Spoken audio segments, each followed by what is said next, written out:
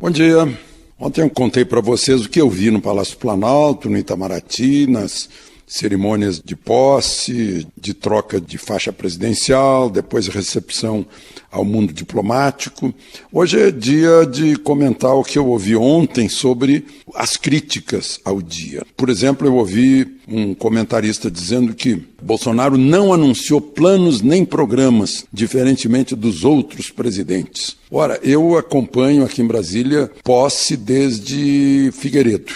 Todos os presidentes, então, Figueiredo, Sarney, Collor, Fernando Henrique, Lula, Dilma, né? Todos eles anunciaram planos e programas em seus discursos. E depois a gente percebe que são apenas peças publicitárias, que nunca foram cumpridas. Então, o Bolsonaro, na verdade, foi direto, foi genérico, falando das ideias nas quais os eleitores votaram e escolheram. Foram as ideias vitoriosas. Os discursos foram cartas de intenção, digamos assim.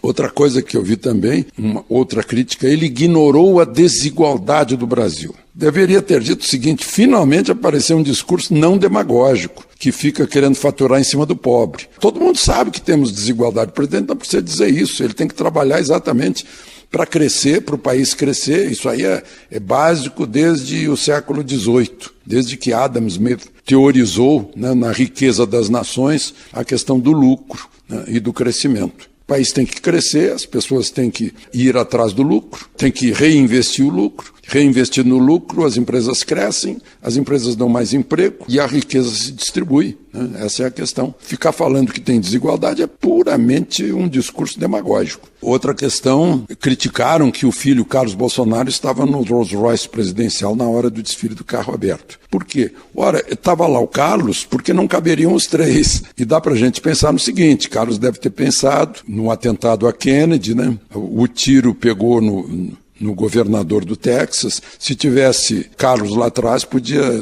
ser ele um alvo e não o pai, poderia salvar a vida do pai, sei lá. Mas, enfim, qual é o problema de levar um filho no carro?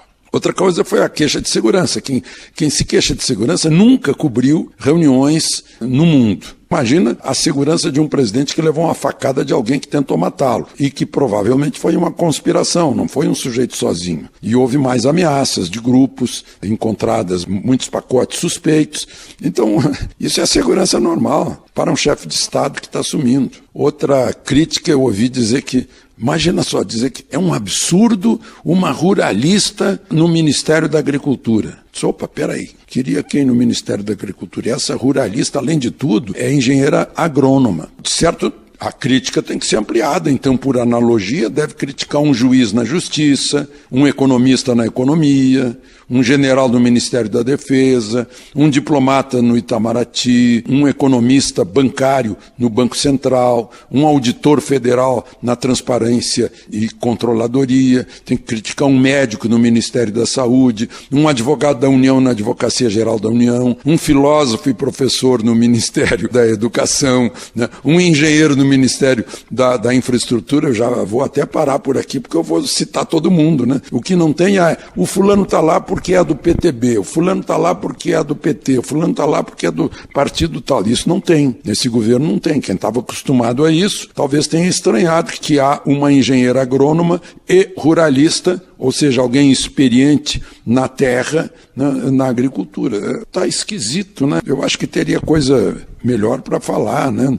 Por exemplo, as obviedades. Eu ouvi ontem vários ministros e até o presidente falar em cumprir a Constituição. Isso é óbvio, isso é o básico. É a mesma coisa que dizer: olha, eu tenho que respirar, eu tenho que tomar água. É a mesma coisa. Dizer que a imprensa é livre, pô, isso é óbvio. Está na Constituição, isso não precisa ser dito. De Brasília, Alexandre. Bom dia. Ontem eu contei para vocês o que eu vi no Palácio Planalto.